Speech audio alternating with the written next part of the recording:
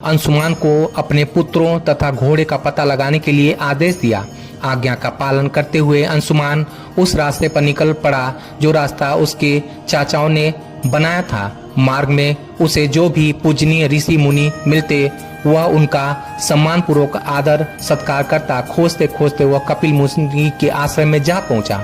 वहां का दृश्य देखकर वह बेहद आश्चर्यचकित हुआ। उन्होंने देखा कि भूमि पर उनके 60,000 चाचाओं के भस्म हुए शरीरों की राख पड़ी थी और पास ही यज्ञ का घोड़ा चर रहा था। यह देखकर वह निराश हो गया। अब उसने राख को विधि पूर्वक प्रवाह करने के लिए जलाशय खोजने की कोशिश की, लेकिन उसे कुछ ना मिला। तभी उसकी नजर अपने चाचाओं के मामा गरुण पर पड़ी। उन्होंने गरुण से सहायता मांगी तो उन्होंने बताया कि किस प्रकार से कपिल मुनि द्वारा उनके चाचाओं को भस्म किया गया। वो आगे बोले ही कि उनके चाचाओं की मृत्यु कोई साधारण नहीं थी, इसलिए उनका तर्पण करने के लिए कोई भी साधारण सरोवर या जलाशय काफी नहीं होगा। इसके लिए तो केवल हिमालय की ज्येष्ठ पुत्री माँ गंगा के जल से ही तर्पण करना सही माना जाएगा।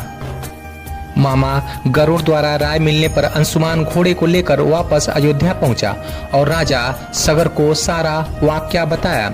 राजा काफी दुखी हुए, लेकिन अपने पुत्रों का उद्धार करने के लिए उन्होंने गंगा को पृथ्वी पर लाने का फैसला किया। लेकिन यह सब होगा कैसे, उन्हें समझ नहीं आया। कुछ समय पश्चात महाराजा सगर का देहांत हो गया, जिसके बाद अंशुमान को राजगद्दी पर बैठाया गया।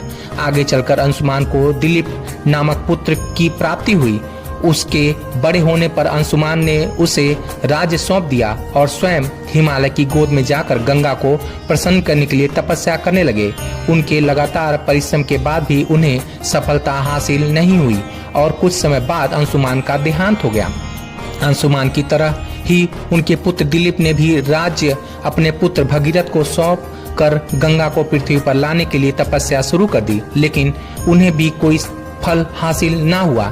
दिलीप के बाद भगीरथ ने भी गंगा तपस्या का फैसला किया, लेकिन उनकी कोई संतान ना होने के कारण उन्होंने राज्य का भार मंत्रियों को सौंपकर हिमालय जाने का फैसला किया। भगीरथ की कठोर तपस्या से आखिरकार भगवान ब्रह्मा प्रसन्न होकर उनके सामने प्रकट हुए और मनोवांछित फल मांगने के लिए कहा।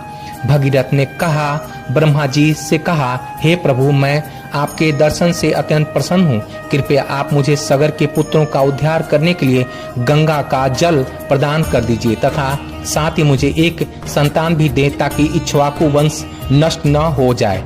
भगीरथ की माँ गंगा के पृथ्वी पर अवतरण की कथा का सफरनामा का अगला भाग